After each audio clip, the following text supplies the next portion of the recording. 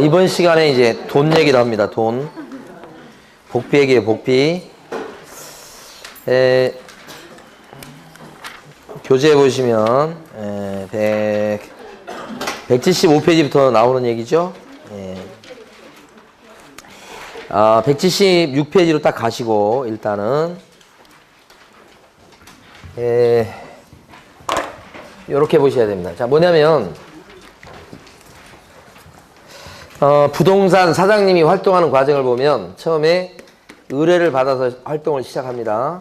그래서 열심히 중개해줘요. 설명하고. 그래서 마음에 들고 조건이 맞으면 도장 찍어요. 그리고 나중에 이제 등기 내는 것까지는 그때까지 실제 도와주죠. 이걸 계약의 이행이라고 그래요. 이건 계약 체결이고, 계약 체결되면 이걸 중개 완성이라고 조문에서도 표현을 해요. 그러니까 중개 완성은 계약 체결이에요. 이렇게. 이런 과정인데, 요때 중개 보수는 언제 주는 거냐, 이러니까. 보수 지급 시기에 대해서는 의뢰인과 사장님이 약속하면, 자, 계약 시에 준다. 그럼 그렇게 되고, 계약 시 절반, 또 요 잔금 시, 요거 잔금하고 등기 되는 거예요. 잔금 시 준다. 잔금 시 절반 주고, 요때 절반 주고. 그럼 그렇게 되는 거예요. 그러니까 보수 지급 시기에 대해서는 약정이 있다 그러면 약정에 따르는 거예요. 그게 원칙이에요. 근데 약정이 없을 때가 문제가 돼요. 그래서 그때 대비해서 조문이 있어요. 약정이 없을 때는 잔금시예요. 잔금시. 계약시가 아니고. 그래서 중요한 게 거기 176페이지 보면 반가로 3번이 있죠. 176페이지 반가로 3번. 보수 지급 시기. 최근 시험에 2번 나온 거예요. 거래 대금의 지급이 뭐예요? 완료된 때. 거래 대금의 뭐예요? 지급이 완료된 날로 한다. 지급이 완료됐다고 나오죠, 이거? 거래 대금의 지급이 완료된 그때 보수 지급하는 거다. 이렇게. 약정이 없을 때 그렇게 된다는 얘기입니다. 둘째 줄 끝에. 요거요. 그러니까 이 대금 지급이 완료된다는 건 잔금시를 얘기해요. 요때를 얘기하는 겁니다. 아무 말이 없으면 요때. 계약 체결이 완료된 날로 한다. 그러면 안 돼요. 계약 체결이 완료된 날이 아니고 대금 지급이 완료된 날. 그렇게 하시는 거예요. 중요하고. 그 다음에 뭐가 있냐면 계약이 이행되지 않고 깨지는 수가 있다. 계약이 체결되었다가 계약이 무효가 됐어요. 계약이 취소가 돼버렸어요. 계약이 해제가 되었다고요. 이렇게 깨졌어. 파기가 됐어요. 이랬을 때는 보수 청구권은 깨졌을 때 소멸할까요? 이런 얘기죠. 이게 두 가지로 나눠서 개업 공인중개사한테 책임이 있어. 그때는 복비해달라는 소리를 못하는 거예요. 근데 깨진 책임이 개업 공인중개사한테 있지 않아요. 그때는 뭐요? 복비해달라고 할 수가 있다. 두 개로 나뉘어요. 두 가지 경우가 다 있다고? 그러니까 개업 공인중개사가 사기꾼을 소개시켰어. 그래서 매수인이 사기당해가지고 매수인이 계약을 취소했다고요. 그럼 매수인 손해입었네. 그럴 때 개업 공인중개사는 보수를 달라고 할 수가 없지. 왜 계약이 깨졌는데? 이것 때문에 취소된 거잖아요. 그러니까 일단 달라고 할 수 없고 오히려 뭐요? 사기꾼을 소개시킨 죄가 있죠? 손해배상 책임을 져야 되겠다. 그러니까 이런 경우가 나오고 실제 또 이런 경우가 있다는 거예요. 자, 계약을 체결했던 매수인이요. 계약금 걸고 체결했었죠? 그런데 다음날 와가지고 바로 다음날이에요.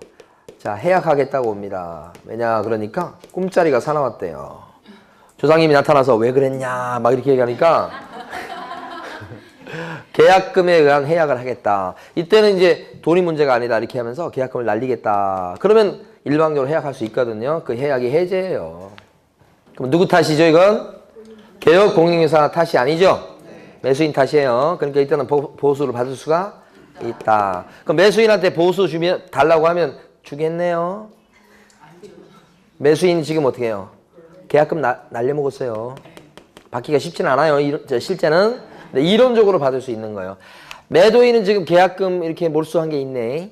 좀 이득 받네. 매도인한테 복비 달라고 하면 줄까요? 내 먹기에도 부족하다 그래요. 매도인은. 얼마 돈이 안 되니까.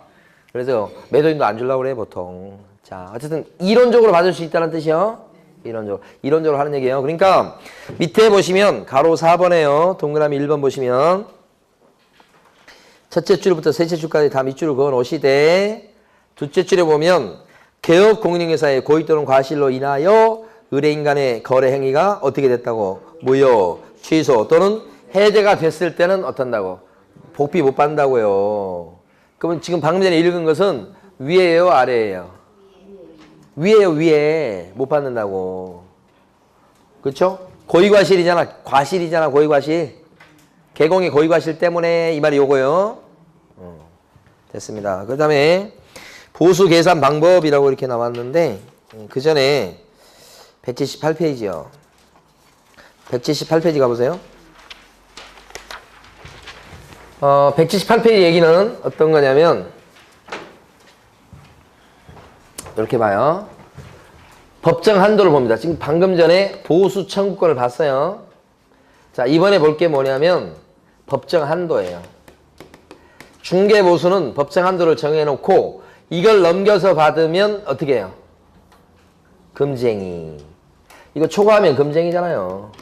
그럼 금쟁이가 돼서 그때는 뭐예요? 1학년 일반호 처벌하는 그거죠? 그래서 법정 상한선을 정해놨다. 근데 이게 주택일 때 하고 그 다음에 주택 외 물건일 때 하고 법정 한도를 정한 것이 다르다. 여기가 중요합니다, 지금. 자, 주택일 때는 법정 한도를 정하는 게 법에는 공인중개사법에는 어떻게 써져 있냐면 국토교통부령이 정하는 범위 안에서 그 다음에 시도 조례로 법정 상한선, 법정 한도를 정합니다라고 법에는 이렇게 나와. 그러니까 법에 나온 얘기를 딱 들어보면 법에는 몇 프로가 없어. 몇 퍼센트가 없다고. 몇 프로가 없어. 그냥 국토부령이 정하고 그 범위 안에서 시도 조례로 정하는다. 법정 한도를 이렇게 정해라고 법에는 나와 있어. 그러니까 실제 이제 퍼센트가 나온 것은 여기야, 여기. 그러니까 시험에서 중요한 건요, 국토교통부령 요 부분이 중요한 거예요. 시험에서는 국토교통부령에 따르면 중개보수는 쌍방한테 각각 받는다고 돼 있어. 그럼 이 말은 매도인한테 복비를 받을 때 100만 원 받고 매수인한테는 복비를 받을 때 50만 원 받을 수 있나요? 그럴 수 있다는 얘기예요, 이게. 양쪽한테 똑같이 받으라가 아니에요. 알면 기분 나쁘겠지만 어쨌든 하여간 각각 받을 수 있어요. 그리고 자, 한쪽한테 받을 수 있는 한도는 일방에게 받을 수 있는 한도는 그죠? 그때는 매매나 교환 계약을 알선했을 때는 1,000분의 9까지 받을 수 있고 이게 0.9%예요. 그 다음에 임대차 등을 알선했을 때는 1,000분의 8까지 받을 수 있으니까 0.8%예요. 바뀌면 안 됩니다, 이게. 여기 국토교통부령의 내용이잖아요, 이거요. 노란 게 중요한 부분이에요. 근데 시험 출제할 건 바뀌면 안 돼요. 매매 교환 쪽이 좀 세요. 임대차가 좀 약하고 그 다음에 한도란 글자가 오면 반드시 앞에가 뭐가 와야 돼요? 일방이 와야 돼, 일방. 그러니까 자 보세요. 동그라미 2번을 지금 설명드린 거예요. 다시 한번 178페이지 동그라미 2번 있죠. 반가로 1번의 동그라미 2번 보면 첫째 줄부터 셋째 줄까지 밑줄 긋고요. 여기가 시험에 잘 나온다고요. 동그라미 2번의 첫 줄부터 셋째 줄. 근데 특히 둘째 줄에 보면 일방으로부터 받을 수 있는 한도는 그랬죠. 한도란 글자가 오면 반드시 앞에 뭐가 와야 돼요?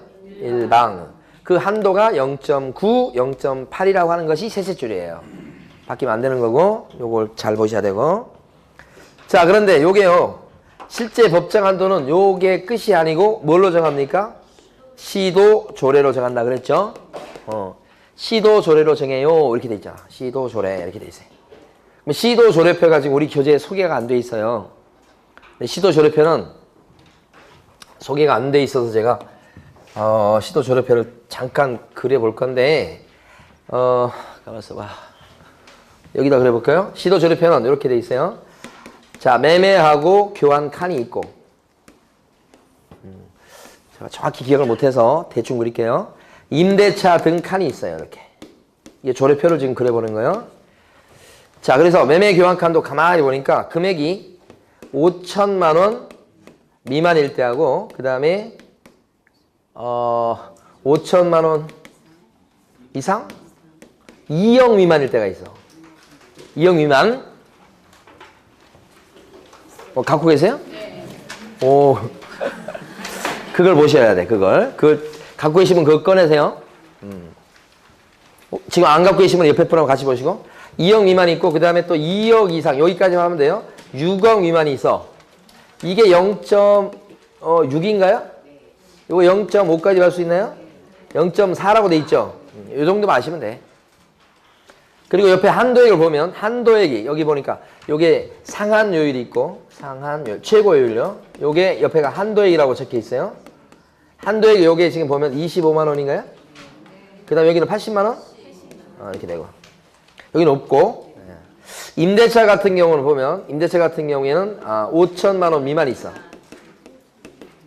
이렇게. 없으신 분은 칠판 보시면 돼. 5천만 원 미만일 때 0.5인가요? 이렇게 되고. 여기 30인가요? 한도액이? 20만 원이요? 어디 30만 원 나오는데? 그 다음에 30이요? 그 다음에. 여기가 이제 5천 이상 1억 미만인가요? 이렇게 되고. 1억 미만. 그러면 0.4개 되고. 여기가 30이요? 이렇게 되고. 그 다음에 1억 이상 3억 미만이 나오잖아요. 0.3이죠? 여기는 얼마? 없어, 여기는. 여기도 없고. 이렇게 되죠. 이 정도만 알면 돼요, 이제 요거 보고 하시면 돼. 자, 그러니까 요게 조례표인데, 조례표에 가니까 구체적으로 보니까 0.6, 0.5, 0.4, 0.5, 요거 지켜야 돼요, 요거. 이게 상한선이에요. 이게 한도예요, 한도. 지금 요걸 갖다가 확대시킨 게 요거요. 그럼 여기 나와 있는 숫자인 0.6이나 0.5, 0.4, 0.3 요게 지켜야 될 진짜 한도예요, 요게. 그러니까 현실적으로 봤을 때는 이건 의미가 없어. 이걸 지켜야 되기 때문에 이 시도 조례표를 사무실에 걸게 돼 있다고. 그러니까 현장에 가면 요게 중요하지 요게 중요한 건 아니야. 근데 시험은 이게 중요해요. 위에 노란 게. 이걸 법이니까 이걸 그대로 물어보니까. 이것은 암기할 필요도 없는 게 계산 문제를 낼 때는 이 표를 줘요. 다 못 주면 해당 부분만 띄어서 줘요. 다 그러려면 너무 양이 많으니까. 그러니까 이건 전혀 여러분들은 뭐예요? 구경만 하시고 암기하거나 막 중요하고 막 이렇게 할 필요가 하나도 없어. 요렇게 생겨 먹었구나. 구경만 하시고. 끝이 뭐냐면 요걸 지켜야 되니까 요 범위 안에서 약정을 해서 주고받는 거야. 약정. 요걸 지키면 되는 거예요. 그럼 하나 질문해봐요. 주택인데 1억짜리라고 해봐요. 1억. 매매했어요, 매매. 보수 약정을 0.6%로 할 수 있을까, 없을까? 1억입니다. 매매입니다. 1억. 1억 그러면 어디 들어가? 여기 들어가네. 0.6으로 약정할 수 있다, 없다? 많이 해요. 0.5예요. 그러면 이게 초과한 약정이에요. 이렇게 약정하면 안 된다고요. 그런 의미예요. 자, 그러면 이제 요거 중요하고 요거 구경하셨으면 됐고 의미를 이해하셨으면 끝. 지금부터 중요한 게 뭐냐면 자, 세 가지가 중요해요. 자, 뭐냐면 이 시도 조례표가 요거 서울시 조례예요, 이게. 그러니까 요게 우리나라 17개 시도 조례가 있기 때문에 이 조례가 같지 않아요. 그러니까 조례표를 암기해서 시험 문제를 낼 수가 없어요, 이거. 다 다르니까. 요랬을 때 중요한 포인트는 만약에 광명시에 있는 부동산 사장님이 구로구에 있는 아파트를 중개했어. 그럴 수 있는데 구로구에 있는 아파트를 중개했을 때 복비 계산할 때는 요 경기도 조례를 따라가냐 아니면 서울시 조례를 따라가냐 그 얘기야. 경기도 조례예요. 여기서 얘기한 시라고 하는 것은 요 광명시 얘기하는 게 아니에요. 특별시, 광역시, 세종시 이런 거예요. 큰 시를 얘기하는 거예요. 그러니까 이때는 17개 시도 조례가 다를 수 있기 때문에 중요한 것은 어느 조례가 적용됩니까? 무조건 사무실 따라갑니다. 사무실. 사장님 따라가요. 사장님. 물건 따라가지 않고. 그러니까 사장님 사무실이 여기 지금 경기도권에 있으니까 경기도 광명시에 있으니까 경기도 조례가 적용됩니다. 10번 이상 출제된 거예요. 두 번째는 이거 많이 받으면 형사처벌이잖아요. 근데 여기서 지금 보니까 어떻게 지금 받았냐면 아까 1억 매매인데 0.6을 계산해서 60만 원 받은 거야. 많이 받아야 얼마인데? 50만 원인데 그럼 어떻게? 이거 지금 법을 위반했잖아. 근데 그 사람 잡아놓고 보니까 그 사람이 뭐라고 그러냐면 제가 조례를 좀 잘못 해석해서 첫 번째 칸을 봐야 되는데 제가 잘못 해석해서 두 번째 칸을 봤습니다. 아니 거꾸로 두 번째 칸을 봐야 되는데 잘못해서 첫 번째 칸을 봤습니다 하고 머리를 극적거리는 거예요. 잘못 해석했다고 죄송하다고. 이 사람 처벌해요, 안 해요? 합니다. 만약에 실수했다 잘못했다고 그랬을 때 그걸 용서하기 시작하면 처벌할 게 없어요. 그래서 잘못 해석했어요. 아이고 나 몰랐어요. 나 이런 법이 있는지 몰랐는데요. 그래도 처벌해요. 그래서 잘못 해석했다고 해도 처벌합니다. 두 번째 포인트. 세 번째는 여기 보면 아까 0.5까지밖에 못 봤는데 0.6으로 약정을 했죠. 만약에 이러면 안 되는데 이렇게 약정을 하면 약정한 부동산 상임은 한 푼도 못 받는 겁니까? 아니면 상한선인 0.5%인 50만 원까지는 받는 겁니까? 받아야 정상인데 50만 원까지. 약정은 0.6% 있다고 60만 원 받을 수 있는 건 아니고. 그죠? 그러니까 무슨 얘기냐면 이런 초과한 약정을 했을 때는 전부가 다 무효가 아니고 초과 부분만 무효입니다. 이것도 3번. 초과 부분만, 넘어간 부분만 무효가 된다. 요게 시험에 나오는 거죠. 이 3가지가. 자, 됐고요. 이제 어디 가냐면 주택 외 물건으로 갑니다. 주택의 물건은 어떤 게 있을까요? 주택의 물건은 오피스텔도 물론 들어가고요. 상가도 있고요. 토지도 있고 공장도 있고요. 임목도 들어갑니다. 주택 빼고 싹 들어가요. 이게 주택 외 물건이야. 주택의 물건은 법에 뭐라고 돼 있냐면 국토교통부령으로 법정 한도를 정한다고 딱 돼 있어요. 중요한 특징은 주택의 물건은 시도 조례표가 있어요, 없어요? 없습니다. 이게 특징. 주택 외 물건은 상가나 공장이나 토지는 조례표가 없다고 국토교통부령에서 법정 한도를 정해놨다고 그것만 지키면 된다고 여기가 중요하죠 또. 그래서 국토교통부령으로 가니까 주거용 오피스텔을 갖다가 얘기하고요. 그 다음에 주거용 오피스텔을 뺀 나머지 물건을 얘기합니다. 이렇게. 그래서 자 주거용 오피스텔이다 그러면 이게 어떤 거냐면 하나 둘 셋 넷 네 가지를 갖춰야 돼. 그 네 가지가 뭐냐면 일단 전용 면적 기준 했을 때 85 이하여야 돼. 85제곱미터 이하. 그 다음에 입식 부엌이 있어야 돼. 수세식 화장실 있어야 돼. 그 다음에 목욕시설 갖춰야 돼. 네 가지를 동시에 다 갖추면 주거용 오피스텔로 봐요. 이럴 적에는 이게 매매나 교환 계약을 알선했다 그러면 0.5%까지 받는다고 법이 돼 있고 국토부령이 되어 있고 임대차 등 나머지 거래를 알선했을 때는 0.4까지 받는다고 법이 돼 있다고.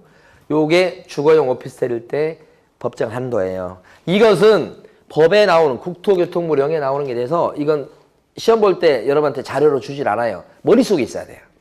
여기 있는 시도 조례표는 자료를 준다고 말씀드렸습니다. 암기할 필요가 없어요. 근데 요것은 암기하셔야 돼. 그러면 이 주거용 오피스텔 이거 빼고 나머지가 다 밑에 들어가는 거예요. 그럼 나머지는 어떤 게 있어요? 나머지 그러면 구체적으로 상가나 토지 막 이런 게 있겠죠? 그리고 업무용 오피스텔도 여기 들어가요. 어떤 게 업무용 오피스텔이냐면 주거용 오피스텔에 들어가지 않는 나머지가 싹 업무용 오피스텔이야.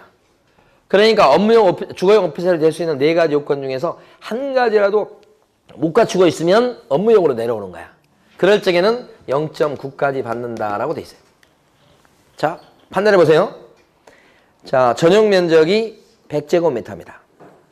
100제곱미터. 그런데 화장실도 있고 입식 부엌도 있고 목욕시설도 갖추고 있어. 그러면 주거용이에요, 업무용이에요? 이쪽으로 보는 거야. 그러면 그런 오피스텔에 임대차를 알선했을 때는 최고 몇 프로까지 받는다? 0.4가 아니고 0.5다 이 말이야. 자, 두 번째 이번에는 오피스텔이에요. 70제곱미터야. 70제곱미터인데 자, 입식 부엌이 있어요. 그 다음에 화장실이 있는데 목욕시설이 없어. 샤워시설이 없어. 그러면 어떻게 돼요? 주거용이에요, 업무용이에요? 70제곱미터라니까? 그래도 업무용이 되는 거야. 그럼 그 임대차는 최고 얼마까지? 0.9까지 받는 거야. 그러니까 오피스텔 같은 경우 대표적으로 위에 게 있고 밑에 게 있고 두 개가 있어요. 상가는 어떻게 될까? 상가는 무조건 나머지야, 밑에 거. 그러니까 상가 매매를 알선하면 최고 몇 프로까지 받을 수 있다? 0.9. 상가 임대차는 0.9예요. 그게 핵심이요. 여기 주택의 물건은 임대차일지라도 0.8이라는 건 존재하지가 않아요. 아까 여기 중요하다고 그랬죠? 주택 임대차는 0.8까지. 그죠? 상가 임대차는 0.8 안 돼. 9 이렇게 돼. 요거 중요하지. 요거 중요하지. 그게 중요한 거예요. 그래서 우리 교재에는 지금 밑에 보시면 단가로 2번에 주택 외 물건 나와 있고요. 그래서 밑에 보시면 1번하고 2번인 거예요. 1번이 주거용 오피스텔이에요. 파란 박스에 1번 주거용 오피스텔이죠. 그때는 자, 그 안에 표가 있잖아요. 매매 교환이 0.5, 임대차가 0.4. 그거 머릿속에 있어야 되고요. 밑에 그 박스 밑에 2번 보면 제1호 외의 경우라고 돼 있죠. 요게 나머지예요. 나머지 요거. 나머지. 그러면 그때는 거래 금액이 뭐예요? 1천문에 9까지 받을 수 있다. 아시겠죠? 이렇게. 되면 됐습니다. 자, 그러면 여기까지 했고요. 이제 뭐 할까요? 계산 문제 하면 됩니다. 우리가 지금 중개보수에 대해서 보수청구권 처음 했고, 두 번째 법정 한도를 했어요. 이제 계산 문제 하는 거예요. 세 번째. 계산 문제에 관련해서 제일 먼저 지금 볼게. 어디로 보시냐면, 179페이지 보세요. 본 김에 반가로 3번에 뭐라고 나와요? 복합건물 나오잖아요. 자, 복합건물 보겠습니다. 복합건축물을 복합건축물이라고 하는데, 세법에서 쓰는 말로 하면 겸용주택이고요. 현장에서 하는 얘기로 보면 상가주택이에요. 이렇게. 그러면 일부는 주거용으로 쓰고 일부는 주택 외 용도로 쓰는 걸 얘기하는 겁니다, 지금. 자, 그랬을 때 예를 들어서 두 가지 경우를 보죠. 자, 3층 건물입니다. 1층, 2층, 3층. 그죠? 근데 이게 통건물이라고 그래서 등기부가 하나입니다. 주인이 갑이고요. 1층은 편의점으로 쓰고 있습니다. 편의점. 2층은 원룸, 3층도 원룸이에요. 등기부 하나요? 통건물이에요. 근데 이걸 갖다가 5억에 매매를 합니다. 이렇게. 5억에 매매. 그러면 요건 전체 5억에 파는 거예요, 지금. 근데 일부는 주거용이고 일부는 주택 외 용도니까 이랬을 때는 우리 법에서 따질 때 이렇게 해놨어요. 주택의 용도로 쓰는 부분의 면적과 주택 외 용도로 쓰는 면적을 따져봐. 바닥 면적을. 그래서 주택의 용도로 쓰는 부분의 면적이 크거나 같으면 주택을 따라가요. 여기서 주택을 따라간다는 얘기는 요게 적용된다는 얘기야. 요게. 시도조례가. 시도조례표가 적용된다는 뜻이에요, 이건. 주택 따라간다는 얘기는 요건. 자, 두 번째. 면적을 봤을 때 주택의 용도로 쓰는 부분의 면적보다 주택 외 용도로 쓰는 부분의 면적이 이쪽이 더 커. 그러면 요거 따라가. 보수 규정이. 이걸 따라간다는 얘기는 뭐가 적용된다는 얘기예요? 주택 외니까. 오피스텔 아니고 이거 따라간다는 얘기지. 밑에 거. 상가, 토지 이거 따라간다는 얘기야. 그러니까 이럴 때는 0.9까지 받는다 이거지. 요걸 일단 머릿속에 기억하고 계셔야 돼. 지문 문제로도 나오고 계산 문제로 나오고 잘 나오는 거예요, 이거. 복합건축물. 그러면 요 위에 있는 그 결론은 여기다 대입을 시키면 주택의 용도로 쓰는 부분의 면적이 더 크지요, 지금. 그럼 이거예요. 그럼 여기 곱해줄 때 조례표가 적용돼야 돼. 이게 적용된다 이 말이야. 액수가 얼마지? 5억이니까 5억 아니면 여기 들어가잖아. 매매니까 0.4네. 그럼 0.4% 곱해주게 되면 얼마가 돼? 200만 원 되고. 요럴 때는 뒤에 한도액이 없죠? 없으니까 일방한테 받을 수 있는 복비가 200이 되겠다 이렇게 되는 거라고.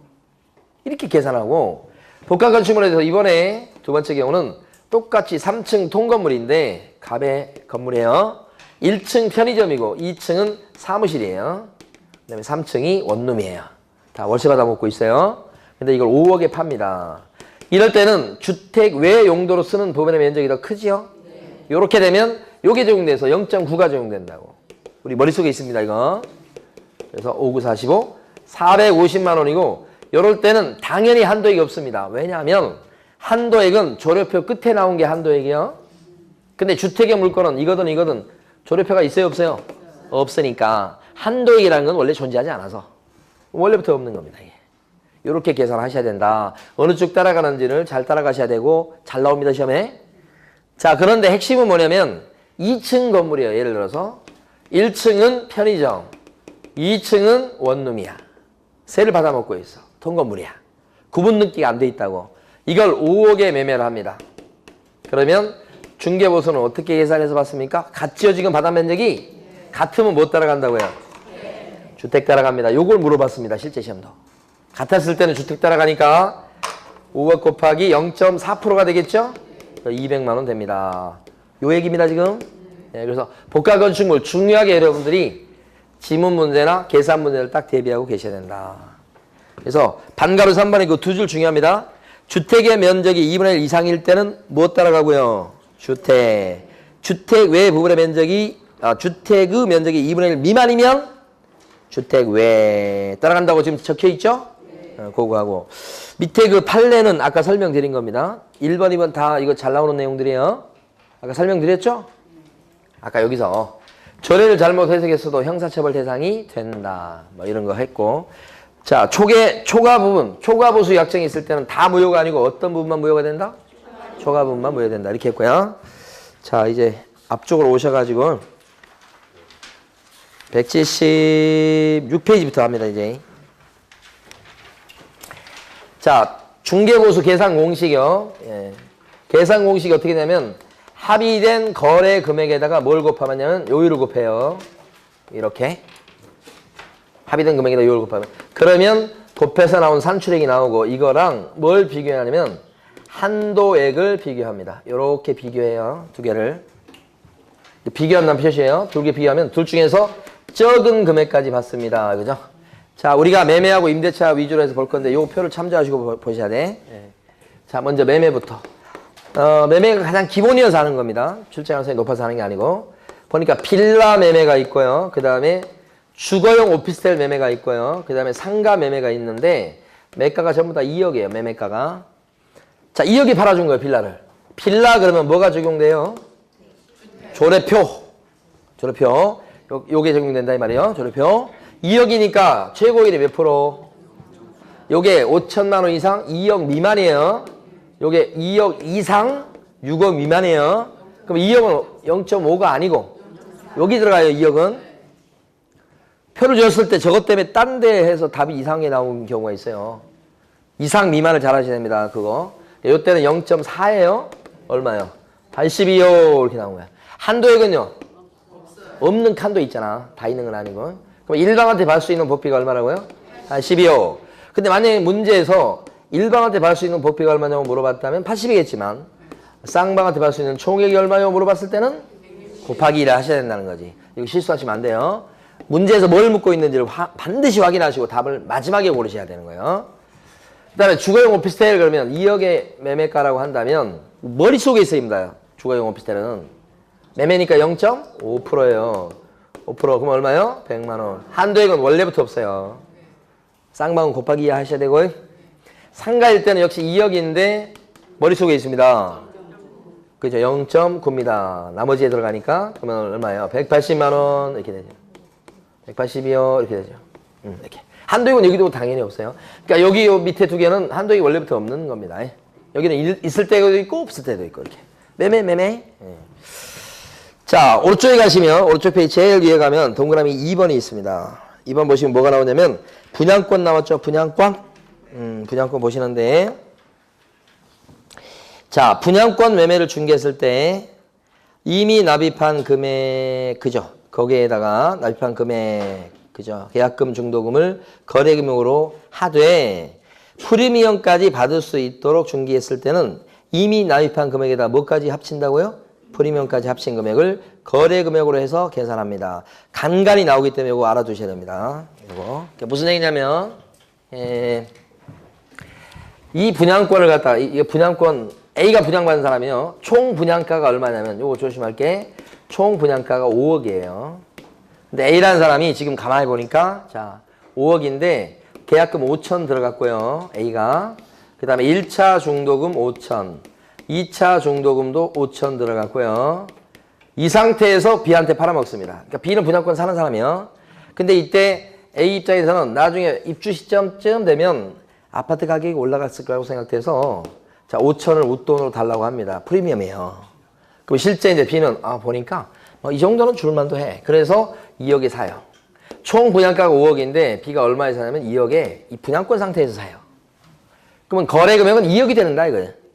요게 2억이라고 하는 것이 실제 납입한 금액에다가 프리미엄이 있으면 이거. 요새는 이제 이게 좀 마이너스 프리미엄이 붙는 경우가 지금 생기기 시작해요. 마이너스 P가 붙으면 이거 마이너스 2천 그러면 줄어들 수 있지. 마이너스 2천은 어떻게 돼요? 1억? 1억 5천이니까 1억 3천 되는 거지 이제.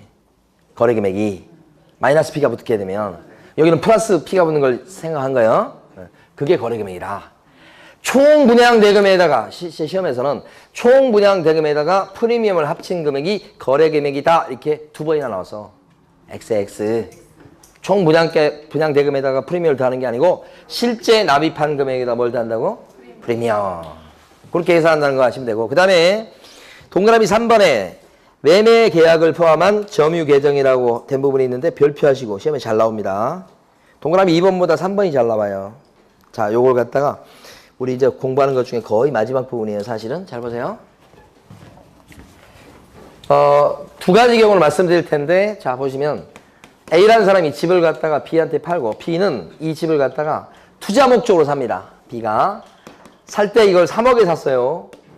투자 목적이 사니까 어떻게 하냐면, B가 부동산 사장님한테, 자, 계약금 치르고 계약 체결하면서 얘기합니다. 전세 놔달라고 얘기합니다. B가. 전세 맞춰달라는 거예요. 오케이, 더 좋지. 그죠? 매매 한 건만 한 줄 알았더니 이 사람이 투자 목적이니까 다시 전세 세입자를 맞춰달라고 하니까 그래서 구해가지고 C하고 2억의 전세 계약을 체결하게 만들어준 거예요. 누가요? 개공갑이. 그럼 이때 B는 투자 목적인데 실투자금이 얼마가 되는 거예요? 실투자금이 1억밖에 안 되는 거죠? 전세로 2억을 뺐으니까 여기 전세금 받아서 잔금 치르고 그렇게 될 거니까 결국은 자기 들어간 돈은 1억밖에 안 돼. 1억. 근데 이때 B는 계약서를 2장 쓴 거지. 2장 썼죠?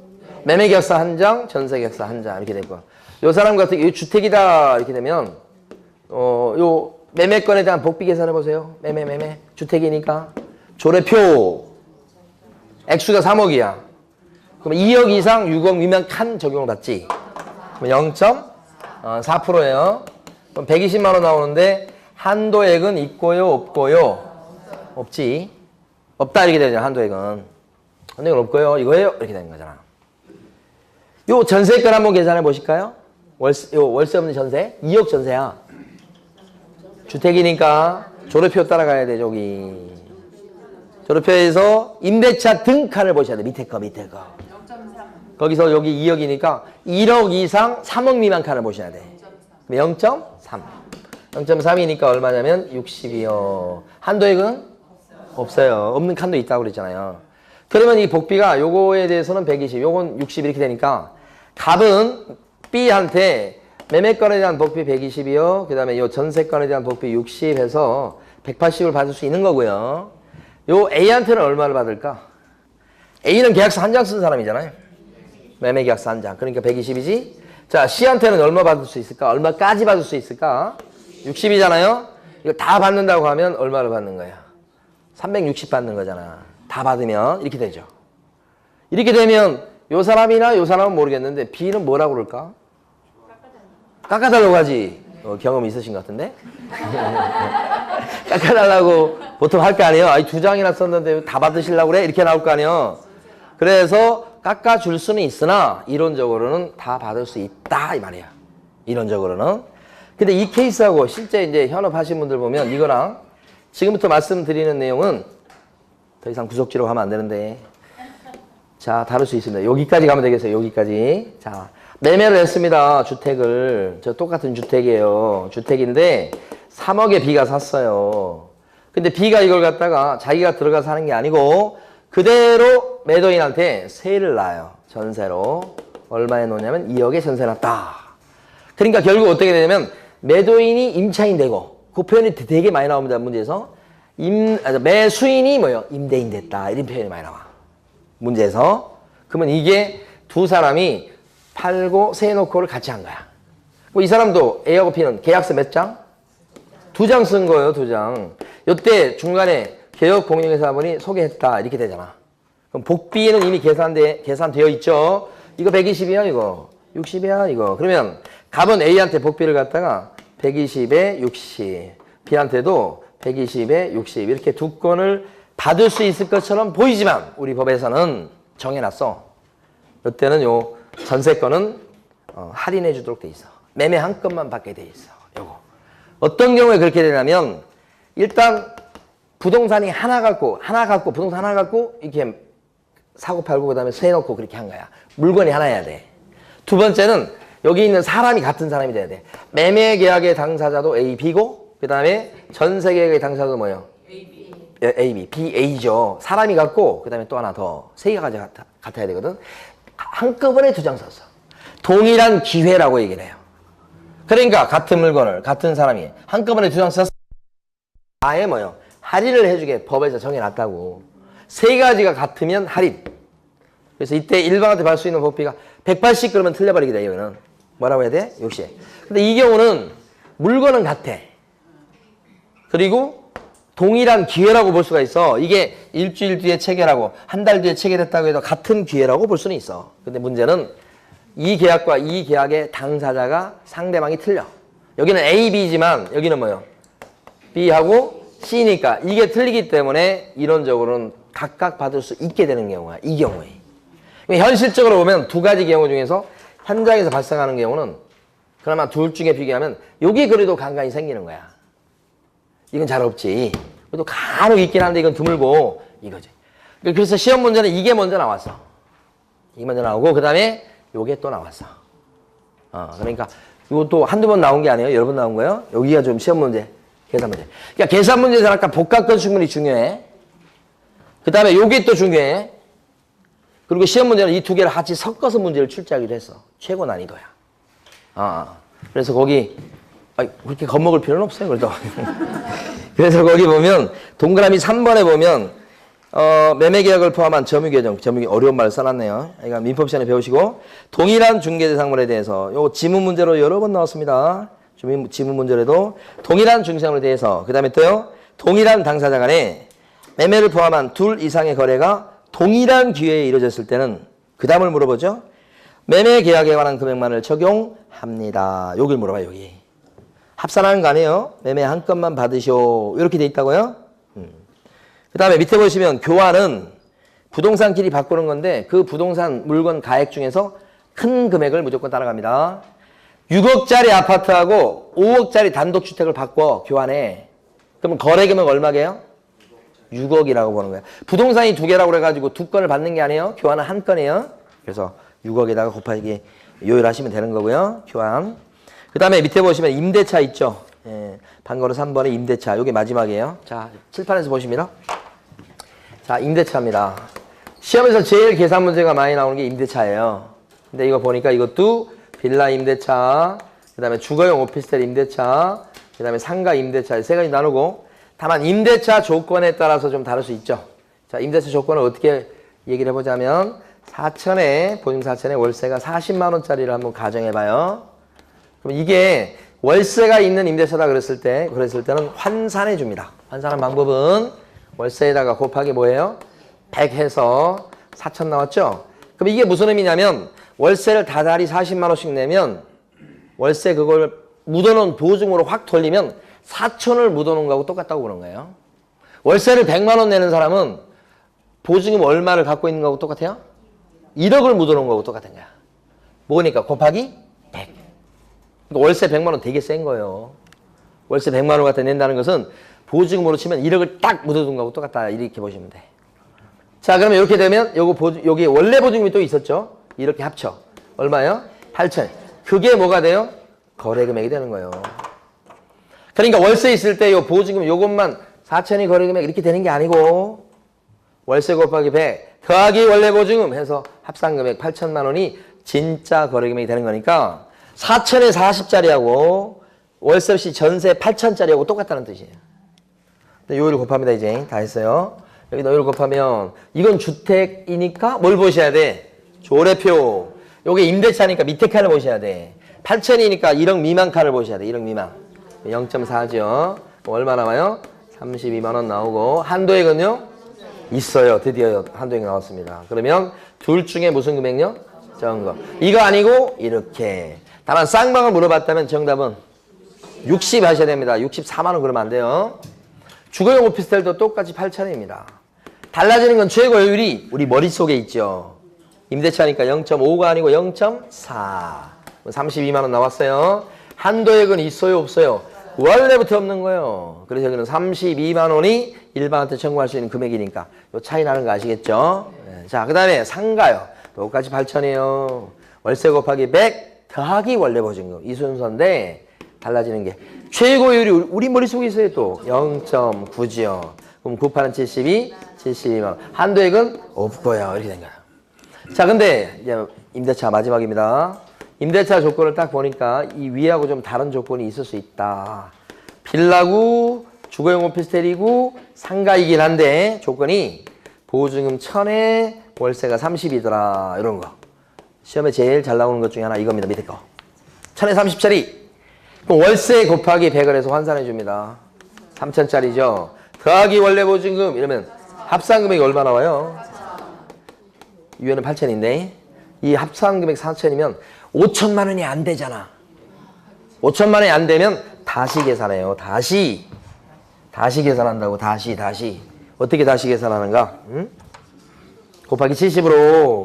얼마나면 이게? 2,100만 원 되니까 이거 좀 떨어졌죠? 줄여준 거예요. 거기다가 더하기 보준 거야. 3,100. 그러면 거래금액은 3,100 되는 거예요. 그러니까 원래는 4,000 돼야 될 게 70을 곱해주니까 거래금액이 3,100만 원 줄었죠? 이렇게 줄어들면 복비가 줄어든다고. 근데 상대적으로 이 사람과 이 사람은 이 사람이 더 잘 사는 사람이야. 그래서 이 사람한테 복비 부담을 조금 낮춰주려고 하는 거야. 그게 곱하기 70이야. 그 기준이 뭐냐면 곱하기 100을 해서 합쳐본 금액이 5천만 원이 안 돼야 돼. 그때 곱하기 70 다시 계산하는 거야. 그죠? 5천만 원이 안 됐을 때. 그죠? 만약에 1000에 이게 40이면 어떻게 될까? 5천 남았지? 그럼 곱하기 70으로 다시 계산해? 안 해? 안 합니다. 5천만 원부터는 안 하는 거예요. 경계를 잘 하셔야 돼. 5천만 원 미만일 때 이것처럼 이렇게 됐을 때 곱하기 70에서 다시 계산. 자, 여기서부터는 똑같습니다. 0. 몇 프로? 조례표 보셔야 돼. 응? 3,100만 원이니까 5천 미만이요. 0.5%. 15만 5천 원인가요? 한도액은요? 있긴 있습니다. 둘 중에 무슨 금액? 적은 금액. 이거 아니네. 이거네. 자, 여기 3,100 똑같이 나와요. 근데 주거용 오피스텔은 우리 머릿속에 있는데 0.4입니다. 임대차니까. 0.4니까 4, 1은 4, 4, 32. 12만 4천 원. 한도액은 없습니다. 여기는요. 응? 자, 상가입니다. 똑같이 3,100 계산해서 나온 건 똑같습니다. 이거. 달라지는 게 뭐예요? 나머지에 들어가니까 0.9% 우리 머릿속에 있습니다. 9, 1, 9, 9, 3, 27만 9천 원. 이렇게 나오네요. 이렇게. 한도액은 당연히 없고. 시험 문제 제일 많이 나온 게 뭐예요? 임대차. 매매 잘 안 나오고. 임대차. 근데 이제 문제를 낼 때 요 매매 임대차 요거 물어볼 때 요 복합 건축물을 같이 섞어서 내고. 아니면 요거 물어보는데 요런 걸 또 매매 임대차를 같이 물어볼 수 있잖아. 요런 거. 아니면 최종적으로는 저거 복합 건축물하고 이걸 또 같이 섞어. 그래서 시간이 가면 갈수록 문제가 계속 어려워져. 그러니까 1년이라도 빨리 따는 게 쉽겠다는 거예요. 계속 어려워져. 그래서 뭐 어려진다고 해서 갑자기 막 점수가 엄청 안 나올 만큼 그렇게 어려워진 게 아니야. 예, 한 문제씩 조금씩 이렇게. 근데 이제 낼 때 되게 머리 많이 써서 낸다고 이제. 옛날처럼 그냥 딱 보면 답이 딱 나오는 그런 시절이 끝났어 이제는. 생각도 해봐야 되고 막 그래. 내는 사람부터가 이렇게 달라졌어요. 자, 그러면 다 보시고 나눠드린 문제 중에서 5번 풀어보시고. 머리가 좀 아파야 됩니다. 답이 어떤가요? 아마 이렇게. 답이 복수정답입니다. 동그라미 1번도 맞는 말이에요. 누구 때문에 지금 해제가 된 거예요? 개혁공인중개사 때문에. 그때는 보수 받을 수가 없다. 1번과 2번이 다 정답이에요. 2번 지문 같은 경우는 당자 수표 받았다가 부도났어요. 그래도 금지행위. 그래서 1번, 2번 복수정답이고. 3번은 주택외 물건이니까 시도조례표가 있어요? 없어요? 없어요. 주택외 물건은 시도조례표 자체가 없다. 4번 같은 경우는 보수지급 시기는 아무 말이 없으면 어떻게 돼요? 거래계약이 체결된 날이 아니고 거래대금의 지급이 완료된 날로 한다. 이렇게 하셔야 돼. 5번도 틀렸죠? 동일. 그죠? 이거 자꾸 이거 하면 노래가 생각나요? 서울. 이럴 때는 매매 계약에 관한 금액만을 적용합니다. 합치는 거 아니고. 그래서 1번과 2번이 옳은 지문. 자, 마지막 6번 문제 풀어보시고. 6번.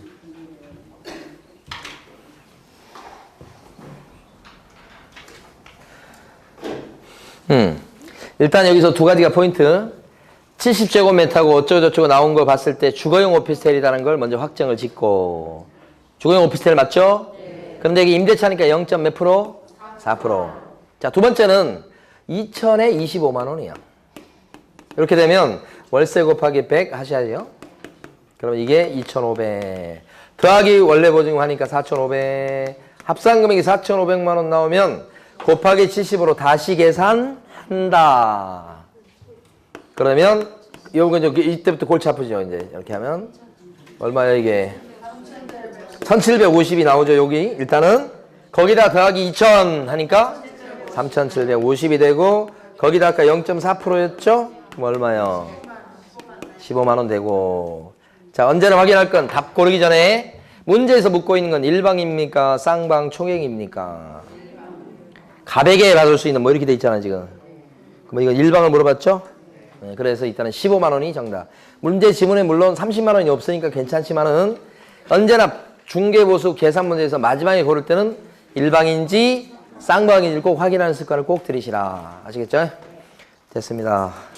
중개보수까지 이번 주에 나갔습니다. 고생 많으셨습니다. 네, 감사합니다.